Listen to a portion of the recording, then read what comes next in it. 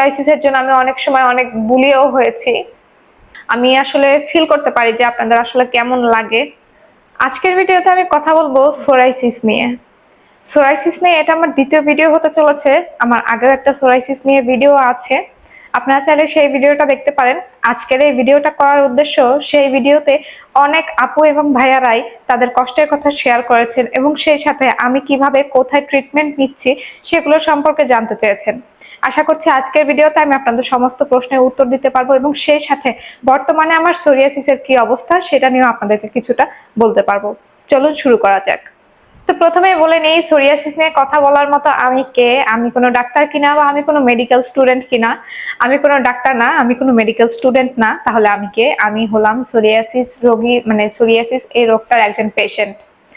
বিগত 6 থেকে 7 বছর ধরে আমি এই সোরিয়াসিসটা বহন করছি এবং সেই সাথে এটাকে কিছুটা পরিমাণ আমি ঠিক করতে পেরেছিলাম। বর্তমানে অবস্থা এখন আমি আস্তে আস্তে শেয়ার করব আপনাদের সাথে। তো আপনাদের অনেকের কমেন্ট আমি পেয়েছি, আলহামদুলিল্লাহ আমার এই ভিডিওটাতে আপনারা অনেকেই অনেকের মন্তব্য করেছেন এবং সেই সাথে আপনারা কিভাবে ভালো হয়ে উঠতে পারেন সে সম্পর্কে আমার কাছে জানতে চেয়েছেন, বা আমি কোন ডাক্তারের কাছে ট্রিটমেন্ট নেই সেগুলো সম্পর্কেও জানতে চেয়েছেন। আপনাদের এত ভালোবাসা এবং সেই সাথে এত আগ্রহ জানার জন্য আমি খুবই খুবই খুবই মানে নিজেকে আপ্লুত অনুভব করছি এবং সেই সাথে আমি আল্লাহর কাছে দোয়া করব যারা এই সমস্ত রোগের মধ্যে দিয়ে ভুগছেন, আল্লাহ যেন তাদেরকে খুব তাড়াতাড়ি সুস্থতা দান করুক, আমিন।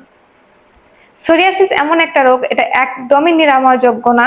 এটা কিছুটা আপনি ঠিক করতে পারবেন, তবে হ্যাঁ এটাকে একদম নির্মূল করা সম্ভব না, যতদূর আমি জেনেছি বা আমি বুঝেছি বা আমার ডাক্তারের কাছ থেকে আমি যতদূর জেনেছি।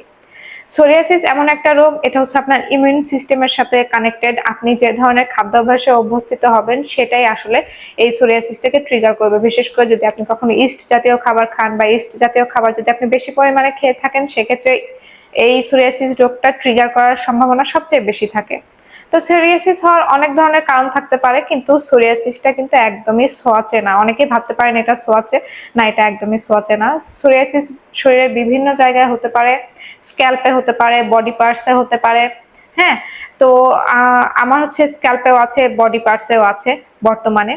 এর আগে যখন ছিল তখন স্ক্যাল্পে বডি পার্টসের বেশ অনেক জায়গায় ছিল, এখন অবশ্য অনেক জায়গায় নেই, এখন 2টা জায়গায় আছে এবং সেই সাথে স্ক্যাল্পে আছে।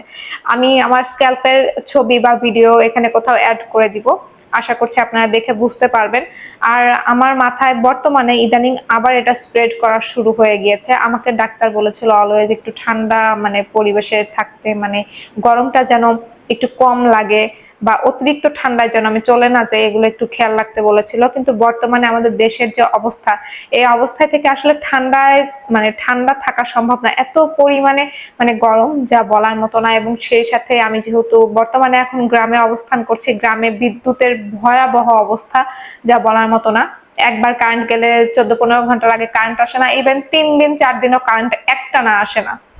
তো যাই হোক, সেগুলো আমার এই ভিডিওর মূল উদ্দেশ্য না। মূল উদ্দেশ্য হচ্ছে আজকের ভিডিওতে আমি শেয়ার করব যে বর্তমানে আমার কি অবস্থা এবং সেই সাথে ওই ভিডিও থেকে অনেকেই হচ্ছে আমি যে হোমিও ডাক্তারের কাছে গিয়েছিলাম ওনার নাম্বার বা ওনার ঠিকানা জানতে চেয়েছিলেন, আমি সেটা নিয়ে আজকের এই ভিডিওটা তৈরি করছি।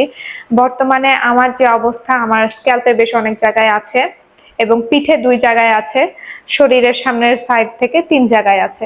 এই মোট 5টা আছে শরীরে এবং মাথায় এই সাইডে আছে, এই সাইডে আছে এবং এই সাইডে আছে। অলমোস্ট যদি আমি ধরি এটা আমার স্ক্যাল্পের 35% জুড়ে আছে এখন। তো এই হচ্ছে আমার এখন সোরিয়াসিসের অবস্থা। বর্তমানে আমি না কোনো ওষুধ নিচ্ছি, না আমি কোনো ট্রিটমেন্টের মধ্যে আছি এখন বর্তমানে। যেরকম আছে সেরকমই, আমি না কোনো ওষুধ খাই, না কোনো ওষুধ ব্যবহার করি, কিচ্ছু করি না। তবে ইনশাআল্লাহ আমি হচ্ছে সামনে দেখি কয়েকদিনের মধ্যে হয়তো ডাক্তারের কাছে যাব। এখন আমি এটা নিয়ে কনফিউজ যে আমি কোনো মেডিকেল ডাক্তারের কাছে যাব বা হোমিওপ্যাথি ডাক্তারের কাছে যাব কিনা, আমি এটা নিয়ে এখনো সন্দিহান। তবে হ্যাঁ, আজকের ভিডিওতে আমি এর আগে যখন বলেছিলাম যে আমি এর আগে হোমিও ওষুধ খেয়েছি, হোমিও ওষুধ খাওয়ার কারণে আমার কিছুটা ঠিক হয়ে গিয়েছিল, অলমোস্ট 1 বছরের মতো। সোরাইসিস আমার শরীরে, মাথায়, স্ক্যাল্পে কোথাও ছিল না। হ্যাঁ, তো ওটা শুনে অনেকেই আমার কাছে হচ্ছে ওনার অ্যাড্রেসটা জানতে চেয়েছেন বা ফোন নাম্বারটা জানতে চেয়েছেন। আমি এইখানে কোথাও মেনশন করে দিব যে হচ্ছে আপনারা যেন ওই অ্যাড্রেসে বা ওই ফোন নাম্বারে যোগাযোগ করতে পারেন। যিনি হোমিও যে ওষুধগুলো দেন উনি হচ্ছে আমার সম্পর্কে দাদা হন। তো ওনার ওষুধ খেয়ে মোটামুটি আমি যতবারই ওনার ওষুধ খেয়েছি ততবারই বেশ ভালো উপকৃত হয়েছি, এবং সেই সাথে আমি এর আগেও বলেছিলাম যে আমি একটা শ্যাম্পু এবং সেই সাথে একটা লোশন ইউজ করতাম তখন। তো এখন আপাতত আমি কোনোটাই করছি না, না আমি ওষুধ খাচ্ছি, না আমি ওষুধ ব্যবহার করছি, কিছুই করছি না। তবে ইনশাল্লাহ সামনে যাব, তখন হচ্ছে সবকিছু শেয়ার করব। বর্তমানে এত পরিমাণে গরমের কারণে আমার মনে হচ্ছে আমার শরীরে এগুলো স্প্রেড করছে।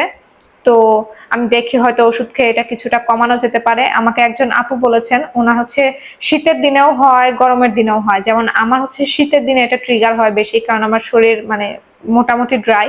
তো শীতের দিনে হয় কি আমার এই সোরিয়াসিসটা ট্রিগার হয়ে যায়, কিন্তু এবার হচ্ছে গরমের মধ্যেও ট্রিগার হয়েছে, মানে এই যে বললাম এখন ইদানিং খুব স্প্রেড হচ্ছে, লাইক মাথার স্ক্যাল্পের গুলো বেশ স্প্রেড হচ্ছে। এন্ড সেই সাথে হচ্ছে ওই আপুও বলেছিল যে ওনার শীত গরম সবসময় থাকে। এখন আমি তো আপু হচ্ছে বলতে পারবো না যে শীত বা গরমে কেন থাকছে আপনার। আপনি হচ্ছে ডাক্তারের কাছে যান, বা আমি হচ্ছে যে নাম্বার দিয়ে দিলাম বা দিয়ে দিব, ওখানে গিয়ে আপনি হচ্ছে ফোনে যোগাযোগ করতে পারেন। আমার দাদা কিন্তু হয়তো ফোনেও দিতে পারে, আমি সঠিক জানি না। তো আপনারা যেন আমার এই ভিডিওটা দেখে উপকৃত হন, সেই জন্য আসলে আমি আজকে শেয়ার করলাম আমার ওই যে ডাক্তারের নাম্বার বা নাম বা ঠিকানাটা। বর্তমানের অবস্থাটাও আমি ভিডিওর কোনো অংশ না কোনো অংশে দেখিয়ে দিয়েছি। তারপরেও আপনাদের যদি কোনো প্রশ্ন থাকে, কোনো কিছু যদি আপনারা আমার কাছে জানতে চান এই স্ক্যাল্প সোরাইসিস নিয়ে বা সোরাইসিস নিয়ে, তাহলে প্লিজ আমাকে কমেন্ট করে জানাবেন। আপনাদের কমেন্টের মাধ্যমে আমি জানতে পেরেছি। আমি আগে ভাবতাম যে হয়তো সোরাইসিসটা শুধু আমারই হয় বা আমারই হয়েছে, ওইরকম সহজে কারো হয় না। তবে আমি ওই ভিডিওতে মানে দেখেছি অনেক আপু ভাইয়ারা আমাকে কমেন্ট করেছেন, অনেক আপু আছে আমার চেয়ে কম বয়সী তাদেরও হয়েছেন, আবার অনেক ভাইয়া আছে আঙ্কেল আছেন আমার চেয়ে অনেক বয়সী তাদেরও হয়েছে এবং তাদেরটা সারছে না। আমি আসলে ফিল করতে পারি যে আপনাদের আসলে কেমন লাগে।